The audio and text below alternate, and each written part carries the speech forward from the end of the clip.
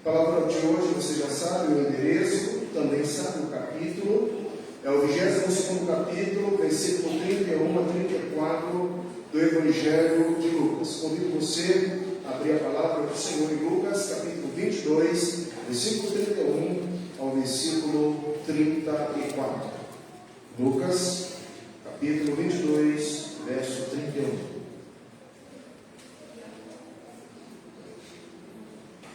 Estaremos a palavra, é um pequeno texto, um pequeno fato, uma grande história para todos nós.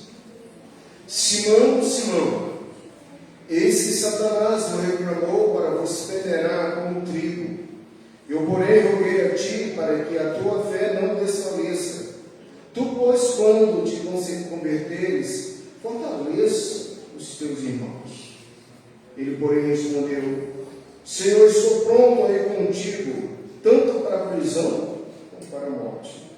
Mas Jesus lhe disse: afirmo-te, Pedro, que hoje 3 vezes me negarás que me conheces, antes que o galo.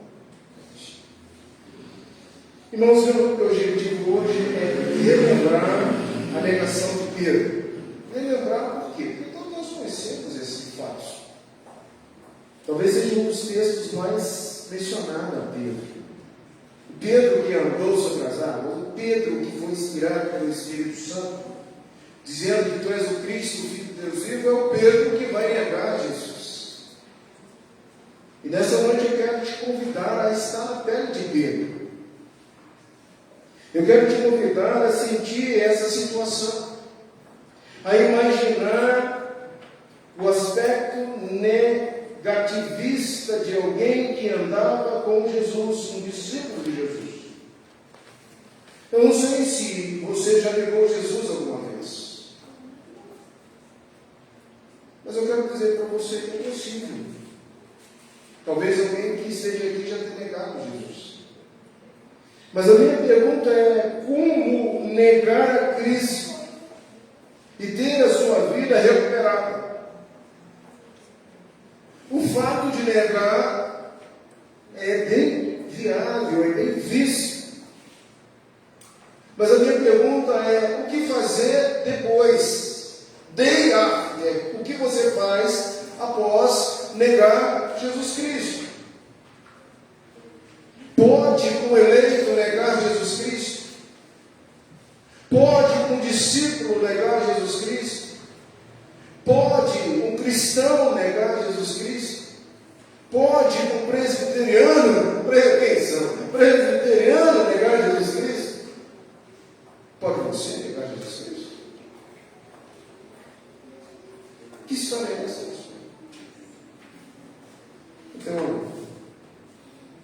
mais uma vez, você sabe o que faz agora, a gente não cansa de orar. E essa oração é bem específica, porque talvez você entrou aqui nessa igreja descrente de tudo.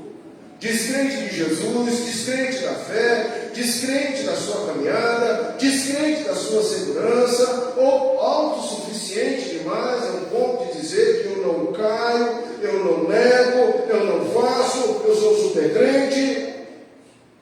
É o outro lado, não é?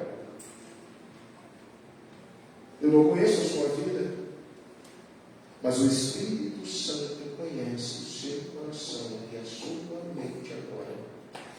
Então diga lá: Senhor, se eu já te neguei uma vez, perdoa-me o meu pecado. Ou se eu estou quase te negando, eu estou quase descrente.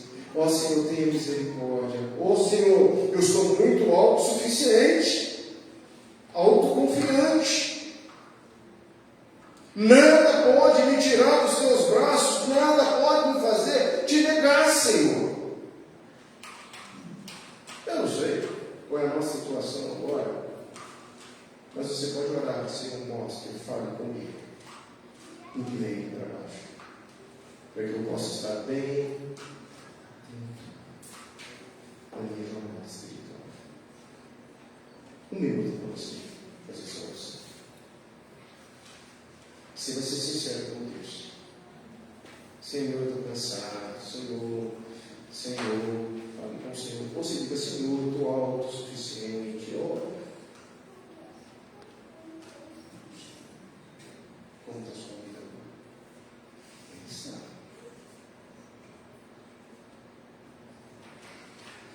o teu texto foi lido, Senhor.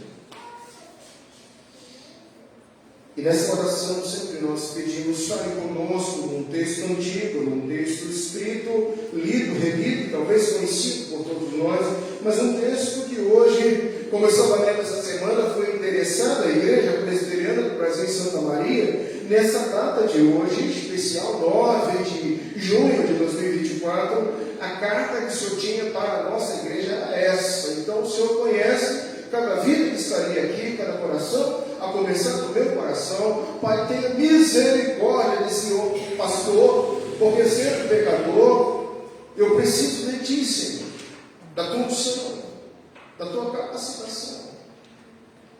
Perdoa, Senhor, quando existe, ó Deus, os extremos, a segurança em excesso, a insegurança extrema. Traga-nos para o Senhor, para a percepção dos teus ensinamentos, das tuas lições, Senhor. Fala conosco, ilumine teu servo, ilumine meu irmão a ler a palavra, a ouvir o que nós vamos pregar. Ó Deus, traga ao nosso pensamento aquilo que o doutor Lucas quis escrever, a Teófilo, seu melhor amigo, o amigo de Deus, e que essa palavra, Senhor, possa ser aplicada em nossos corações, em nossas vidas, em nome de Jesus. Amém. Meus queridos irmãos, no contexto anterior, convido você a olhar os versos 24 ao verso 30, o contexto anterior foi palco da nossa meditação, da nossa reflexão no domingo passado. No domingo passado, trabalhamos sobre por que não consta no perfil dos eleitos, pelo menos não deveria constar no seu perfil, no nosso perfil, a grandeza. Por que a grandeza ela deve ser trabalhada? Ela deve ser mortificada. Ela precisa ser olhada como algo carnal e não espiritual. Se os discípulos de Jesus, naquele momento que estava ali, crucial, eles foram exortados por Jesus, porque a preocupação deles era em ser o maioral, em ter o destaque. Jesus então vem e traz uma advertência para aqueles que estavam ali e para todos nós: aquele que quer ser o maior, seja o menor. Aquele que quer ser servido, seja o primeiro a servir. Não há espaço para a grandeza. Jesus trabalhou isso com os seus discípulos, e esse princípio foi relembrado e deixado por Jesus para todos nós. Então, irmãos, hoje nós vamos trazer à nossa mente o contexto posterior, e agora ele sai ali da exortação coletiva e vai para uma exortação pessoal. Ele deixa os 12 que estavam ali e dirige a Pedro. Pedro, eu quero conversar com você. É como se eu chegasse agora daqui e falasse assim: olha, amanhã às 2 horas você tem um gabinete particular comigo na igreja, na minha sala. Eu preciso conversar com você. O que você pensaria? O que o pastor vai falar comigo? Aonde eu errei? Vai puxar minha orelha? O que ele quer falar comigo? Eu vejo aqui nesse momento, quando o Senhor chama Pedro e vai avisar Pedro o que estava acontecendo. Pedro fica preocupado. Tinha que ficar mesmo. Como nós devemos ficar preocupados quando estamos no limiar de negar Jesus. Eu quero dizer que hoje nós somos portugueses, somos Pedros que estamos aqui. Mas meu resumo hoje, meu irmão, somente os eleitos são redimidos por Cristo, conseguem recuperar a negação.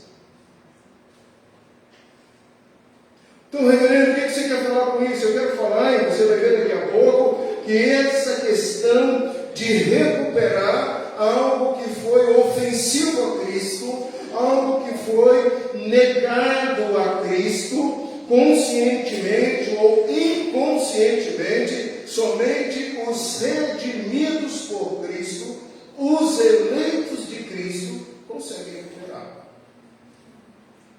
Então, se você não quer, ou se você não sabe, se na ação de negar Cristo, em algum momento da sua vida, em algum instante da sua vida, perderam-se no espaço,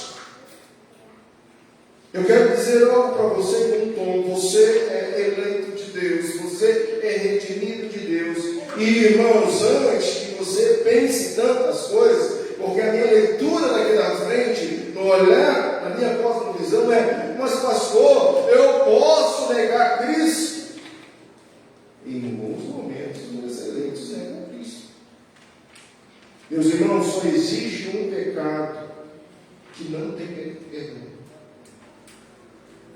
Só existe um pecado que não tem conserto.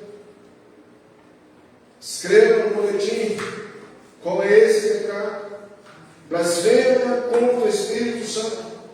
É contra o Espírito Santo. Não tem jeito. Não tem perdão. Não tem conserto. Mas o meu assunto hoje não é blasfêmia contra o Espírito Santo.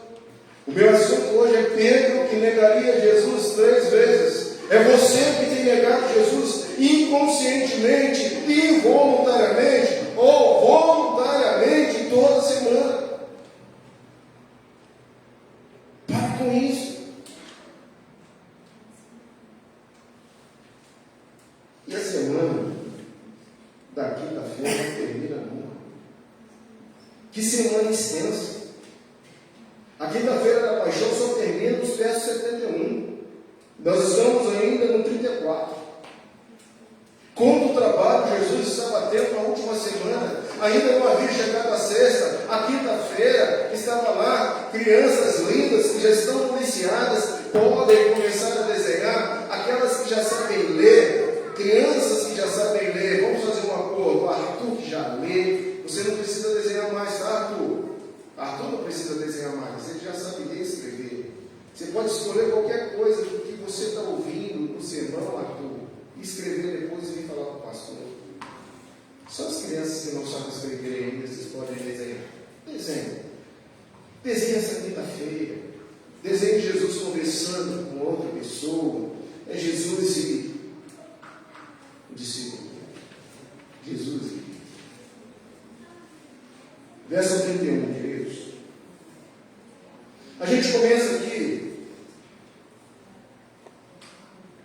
uma palavra enfática. E eu pergunto porque o texto começa com Simão, Simão. Esse texto deveria começar pelo Pedro. Por que esse texto começa com Simão, Simão?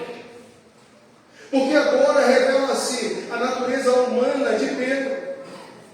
Você sabe que ao se aproximar de Jesus, os nomes eram modificados. Jesus já chamava Simão Pedro de Pedro. Ele diz: Pedro, olha, pedrinha pequena, não é pedrão, não é rocha, pequena pedrinha, sobre os fundamentos meus você edificará a minha igreja. Mas agora, aonde estava a pedrinha? Aonde estava a natureza em que o Espírito Santo morava? Aonde estava o cristão forte, selado, redimido, chamado, cheio da unção? Aonde está você quando você começa a negar Cristo? A passar por uma crise espiritual, a estar fraco, distante do Senhor? Esse texto começa com Simão, Simão, não começa com Pedro, Pedro. Algo estava errado. O mestre, ao tratar pessoalmente desse assunto, ele chama o antigo nome de Pedro. Natureza humana enfermecente. Lucas agora se volta para Simão. A comentarista aqui, com base em Mateus 26, 30, 33, João 13, 31, 38, acredito que essa discussão entre Jesus e Simão teria acontecido depois que o grupo deixou a sala superior. Olha, acabou o cenáculo, acabou, e vamos continuar a nossa vida. Jesus se aproxima do discípulo. Vem cá, Senhor. Vem cá, André. Vem cá, Luiz. Coloca o seu nome. O que está acontecendo?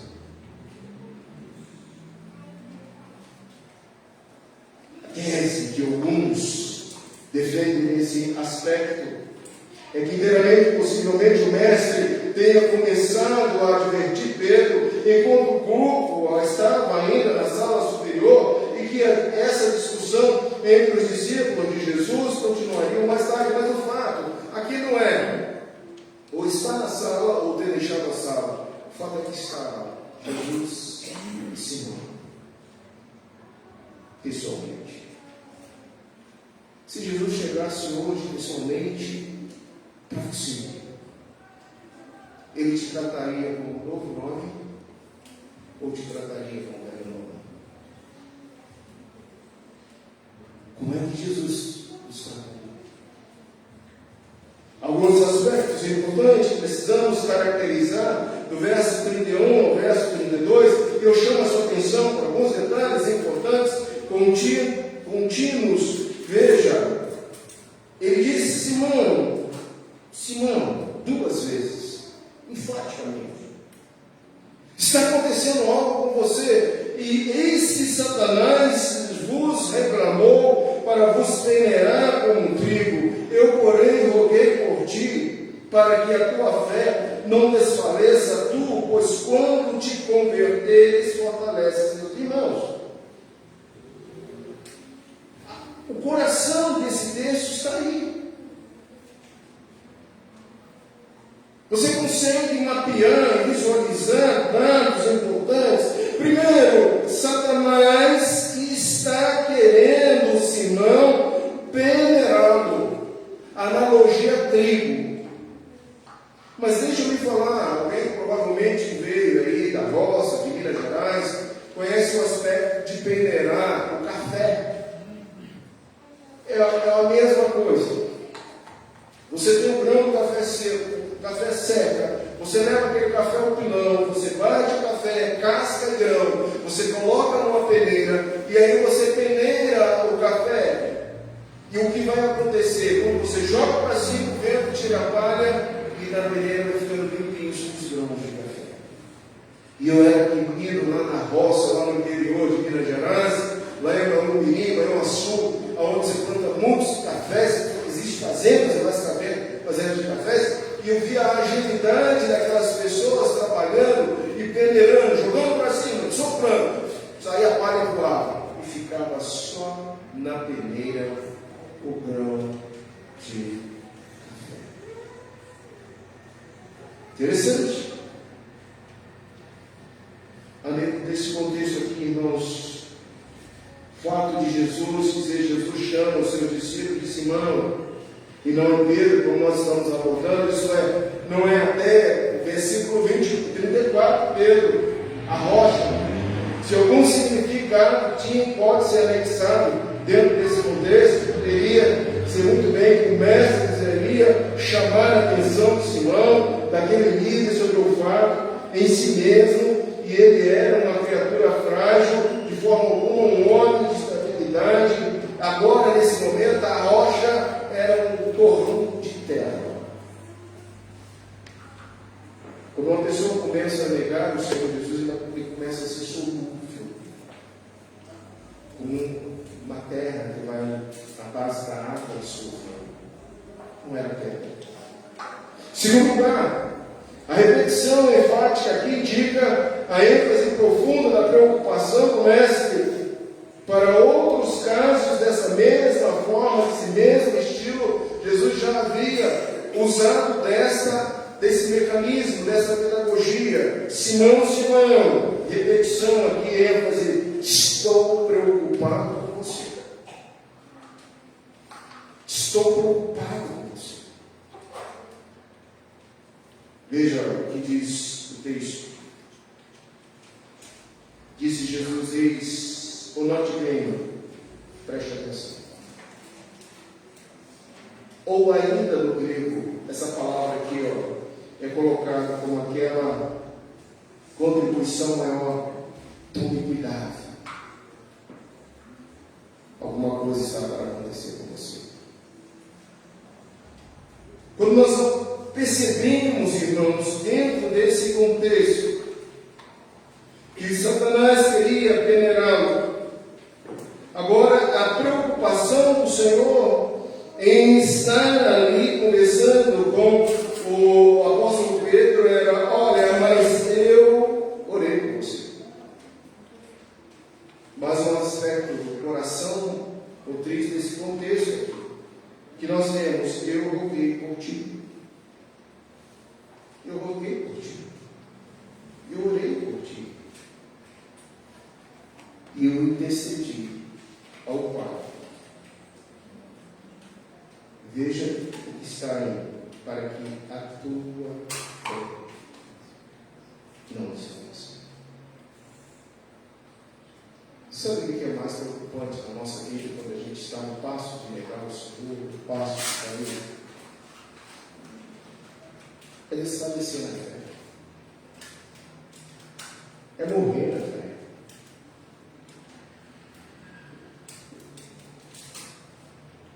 A fé salvadora é algo tão importante. E quando nós entendemos que a nossa credibilidade, a nossa crença, a nossa consciência está não no sentido de baixo para cima, mas de cima para baixo, a fé salvadora vem de Deus, é algo que Ele fez, que Ele implantou, não que eu escolhi Deus. Eu estou forte porque eu estou forte na minha força. Não, você está forte porque o Espírito Santo te capacita. Ó, Paulo, quando você está fraco, aí você está forte. O poder se aperfeiçoa na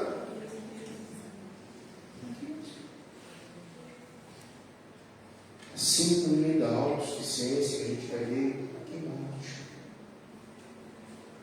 Jesus está dizendo assim: olha, nesse exato momento, além de você, Satanás está olhando todos os outros discípulos. Nós somos um corpo.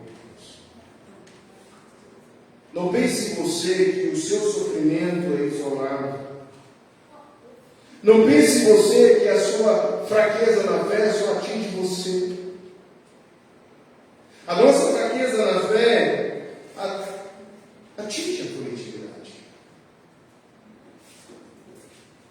Portanto, o que Jesus está dizendo a Pedro agora, nesse momento: olha, tome cuidado, preste atenção, porque eu roguei ao Pai Celeste para que a tua fé não morresse,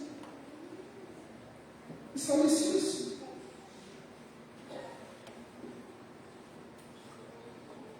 Irmãos queridos, se Jesus intercedia dessa forma, o que Ele quer nos ensinar? Que nós devemos orar uns pelos outros. Essa igreja sofre quando você está desfalecendo na fé.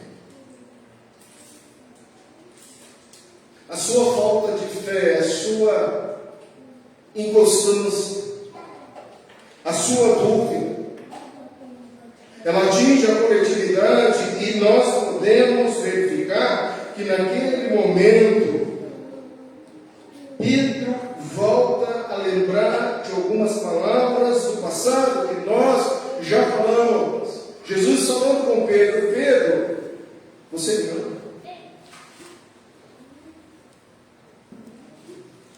Se Jesus chegasse hoje e perguntasse para nós: fulano, você me ama? Uma vez já ficaria estranho. 2 vezes mais. E 3 vezes.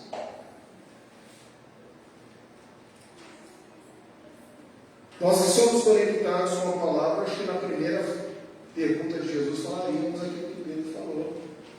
E o que Pedro, esse daqui, disse?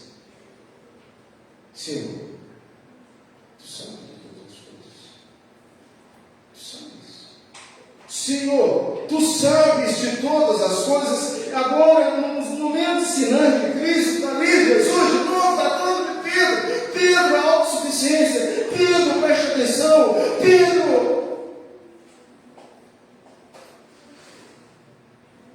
Porque Pedro, quando te converteres,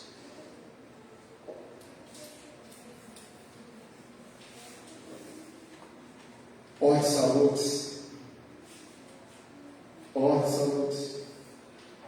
eleição, chamado, arrependimento.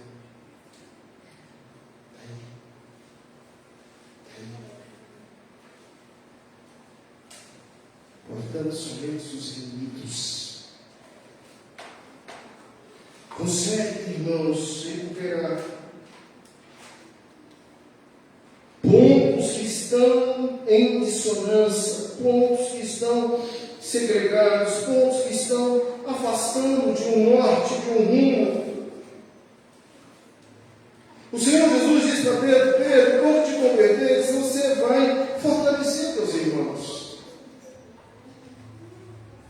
Mas se você vincular esse versículo 32, e você observar o que diz a parte B do 33, não era nada que ele estava pensando. Porque o que ele estava pensando, irmãos, é que ele estava pronto a ir com Jesus, tanto para a prisão como para a morte. Interessante notarmos aqui, dentro desse contexto, que o ato de fortalecer os irmãos iria se cumprir na vida de Pedro após o arrependimento, após ele entender essa passagem que estava sendo colocada aqui. Eu comecei esse sermão dizendo: nós podemos negar o Senhor Jesus? Sim. Nós não podemos pecar e atentar contra o Espírito Santo. Porque há um momento crucial na conversão de todos nós, que é o novo nascimento. E uma vez que temos certeza desse novo nascimento, algo diferencial em nossas vidas, durável para sempre. Eu só sei que eu era assim, mas Jesus mudou a minha vida e agora eu sou desta forma, desta maneira. E o objetivo, irmãos, do arrependimento, que é o processo de conversão, de novo nascimento, não é mais enfraquecer, mas é fortalecer os irmãos. Eu tenho que pensar isso na vida. As coisas que não acontecem conosco, acontecem para fortalecer a minha igreja, a minha família, a minha vida. Outra coisa importante que a gente consegue ver nesse pequeno texto é que Jesus, ele disse algo para Pedro. 34. Afirma de Pedro que hoje 3 vezes negarás que me conhece antes do galo cantar. A gente vai olhar e a gente vai passar por esse contexto, dê uma olhadinha para frente aí, verso 54 ao verso 62, veremos a negação de Pedro. Quando chegar dentro desse contexto, nós vamos abordar aspectos dessa negação em analogia com o nosso procedimento ou com o nosso procedimento na fé. Mas o verso 57 diz assim: mas Pedro, dizendo, mulher, não conheço. Pouco depois, vendo o outro, disse, também tu és um dos tais. E Pedro, porém, protestava, homem, não sou. E tendo passado cerca de uma hora, outro afirmava, dizendo também, esse verdadeiramente estava com ele, porque também Galileu. Mas Pedro insistia no verso 60, homem, não compreendo o que dizes. E logo, estando ele ainda a falar, cantou o galo. Meu Deus do céu. Essa tristeza que abate a gente, provavelmente deve ter abatido profundamente a alma de Deus. Mas calma. Há solução e esperança para os redimidos do Senhor. E quando a gente observa isso dentro do contexto da confissão de fé, onde nós estamos vendo que todo o decreto de Deus se volta no ato de Cristo, somente de Cristo. Ele cobre multidões de pecados e recupera vidas até mesmo que já o negaram. Ele não olha para o ato de negação, mas ele olha para a alma daquela pessoa que está ali. E, portanto, nós precisamos, em primeiro lugar, trazer a nossa mente. A nossa mente, todos os aspectos desse texto, dessa noite. 31 e 34. Primeiro, assim como Pedro foi avisado, nós somos rotineiramente avisados também. Você que está aqui nessa noite está sendo avisado, tanto de um lado, quanto do outro. Se já está caindo na falta de fé, desfalecendo na fé, esse aviso é mais berrante. Uma luz bem forte, brilhante, dizendo assim: cuidado, cuidado, cuidado, Satanás, Satanás, Satanás está querendo te temerar. Cuidado. Se você está do outro lado da autossuficiência, cuidado, cuidado, cuidado. Aquele que pensa está em pé. Pensa. Irmãos, traga a sua consciência essas coisas.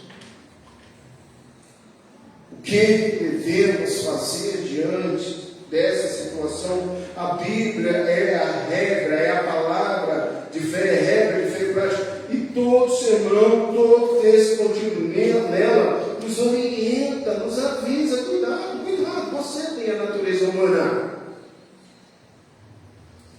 Embora Cristo tenha nos justificado, nós não temos algo chamado pecado original. Nós devemos ser cuidados.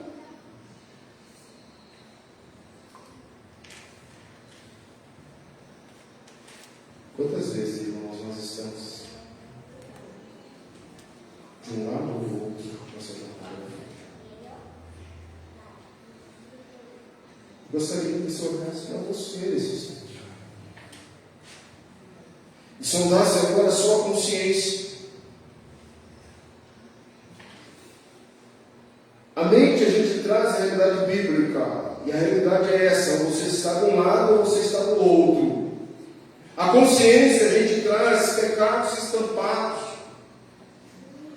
que nos afeta diretamente, como diz os puritanos. A consciência, ela precisa ser batida com a vara da palavra de Deus, até nos apresentarmos diante do Senhor. E olha, observe quais desses pecados estão te levando a negar Jesus. Por exemplo, não terás outros deuses diante de mim, diz os 10 mandamentos. Eu sou o Senhor teu E nós criamos ídolos. E nós sustentamos deidades. E nós sustentamos vaidades. E nós sustentamos desvios que vão nos colocando no centro do universo, na cadeira que deveria ser governada por Cristo. Agora a minha consciência me coloca lá como aquele que quer, que deseja, que decreta, que ordena. E isso gera na minha vida uma ansiedade. Isso gera na minha vida uma doença. Isso gera na minha cosmovisão uma forma filosófica de viver.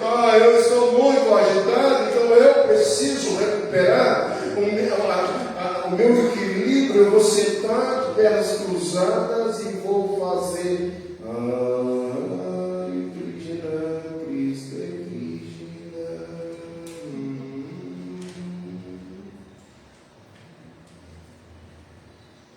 E vou respirar fundo. Respira fundo. Aí quando você solta, está tudo bem? Não, está tudo mal.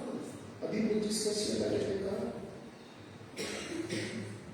A Bíblia diz que a gente não trata a nossa consciência, os nossos ídolos dessa forma. A Bíblia diz: lançai sobre mim. Eu tenho que ser o Senhor, o teu Deus. Eu tenho que controlar todas as coisas. Não é na sua força, porque se sente firme na fé, ou está em pé, que você está pronto para morrer comigo, ir para a prisão. Pedro, você vai me negar. Você é um traidor, assim como Judas foi.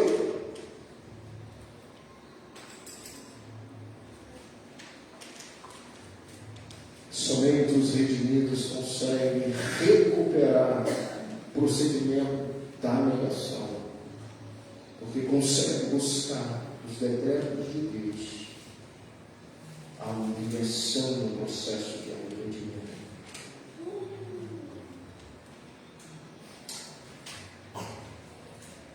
Ao Senhor teu Deus adorarás, e é só a Ele prestar culto. Meus irmãos, que a consciência nos empurra muitas vezes a procurar outros recursos. E eu espero nessa noite, do fundo do meu coração, que você possa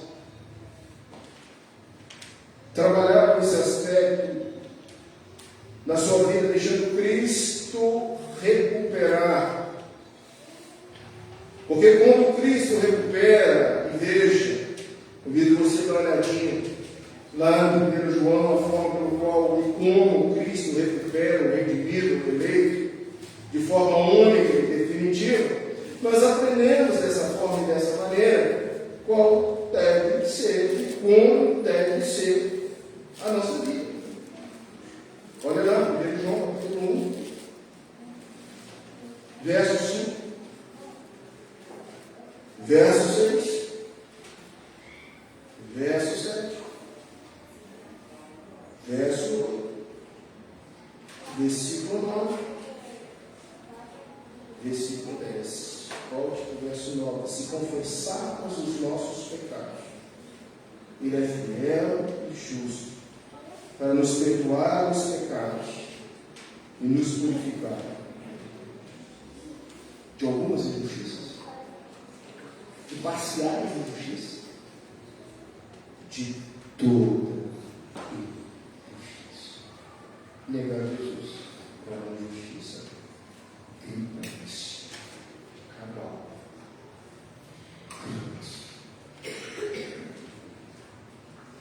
E nós podemos, irmãos, entender aqui que o justo, justificado em Cristo Jesus, redimido em Cristo Jesus, ele confessa o seu pecado.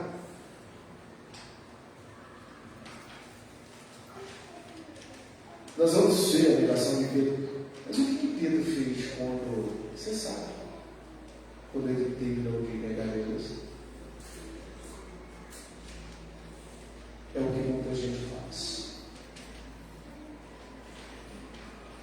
Volta a ter a sua vida secular normal.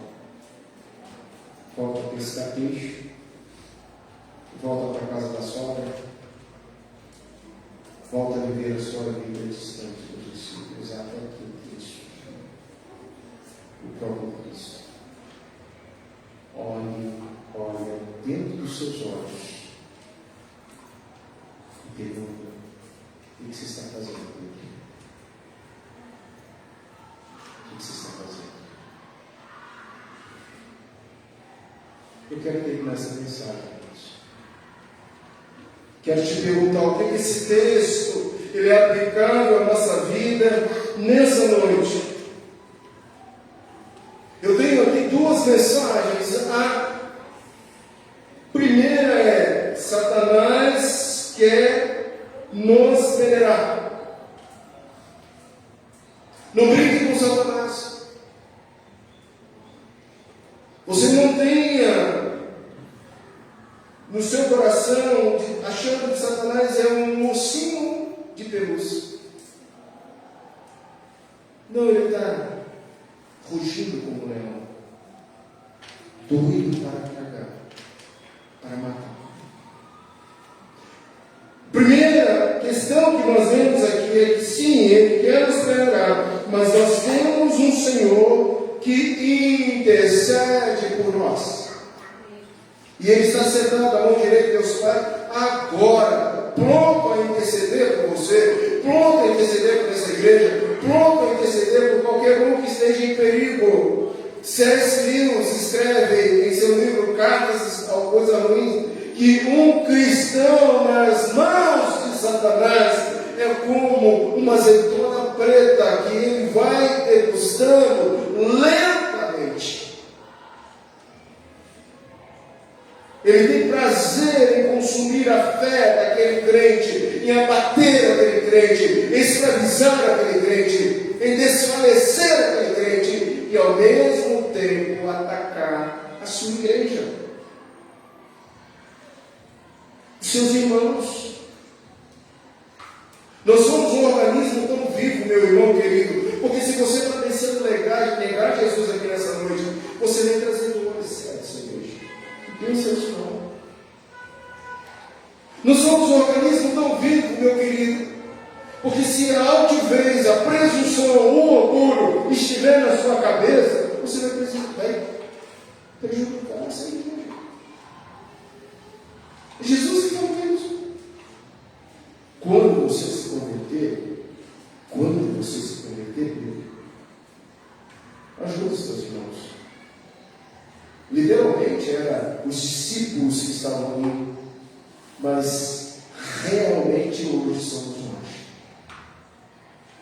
Quando o membro está doente, todo o corpo está doente. E o último detalhe desse texto: o que nós podemos, irmãos, atestar que aqueles que estão prontos a morrer por Cristo, a ir para a prisão por Cristo, são aqueles que realmente, verdadeiramente foram redimidos pelo Senhor. Você. Nós conversávamos hoje no nosso capítulo que a igreja da nossa geração talvez não suportaria as perseguições que os nossos irmãos no passado sofreram dos coliseus, das mortes, os derramamentos de sangue. Você estaria preparado para morrer por Cristo?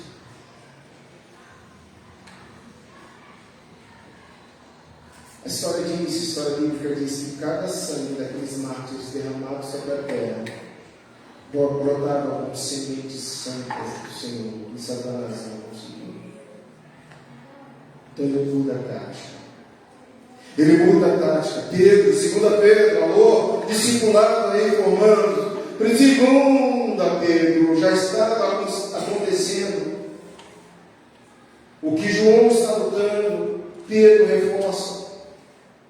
Agora Satanás ele usa a tática de dentro para fora. As heresias brotam agora no seio da igreja, para enfraquecer a própria igreja. Então, a inclusão da igreja não é de fora para dentro, é de dentro para fora. É um crente que andava conosco, que cantava, que pregava, que dava testemunho, que era um líder, e que Satanás apossou desse indivíduo, que vai enfraquecer a fé de muitos. São as heresias que vão entrando dentro da igreja, que vão contaminando. E precisa de uma voz profética dizendo: acorda, igreja, desperta, cristão. Você é um redimido, lavado, justificado com o sangue do Cordeiro. Não é na tua força, reverendo, mas é na força e poder do Espírito Santo.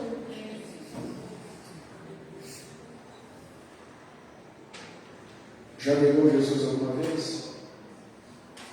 O que você deve fazer? Você aprendeu agora. Você é um redimido, uma redimida do Senhor. Confesse a Ele. E diga a Jesus que Ele me perdoou. Eu estou sendo tão distante. Hoje você veio aqui para ouvir isso. Feche os seus olhos. Ainda há esperança. Contra Jesus há esperança. Contra Jesus há esperança. Você pode mudar essa situação agora, pedindo ao Senhor. Glorifica. Restaura. Pedro saiu dali e chorou profundamente. Nem falaria isso. De fato, ele negou 3 vezes Jesus. Quantas vezes você tem negado Jesus? Quantas vezes você tem negado Jesus? Vamos orar. Pai celeste, a tua palavra é tão clara. O Senhor mesmo ensinou na oração que nós orássemos pedindo a Ti não para tirarmos do mundo, mas que o Senhor nos livrasse do mal. Senhor, continue nos livrando, como Satanás quer nos peneirar, quer nos soprar, quer nos exprimir, quer nos amassar, quer nos jogar com uma palha que o vento joga longe. Nós pedimos a Ti, Senhor, rogamos a Ti, Senhor, não permita, Senhor, que a nossa fé venha mover, desfalecer, acabar, apagar. Ó Deus, seja com essa igreja, com esses irmãos que estão aqui nessa noite, no relógio, Senhor, do Senhor. O Senhor tem uma mensagem para todos nós, uma mensagem de fé. Continue confiando, continue acreditando, não desfaleça na fé. É tudo isso, meu irmão, que o inimigo quer. Ó Deus, tenha compaixão dos redimidos, dos lavados, dos justificados, dos teus salvos que aqui estão. Em nome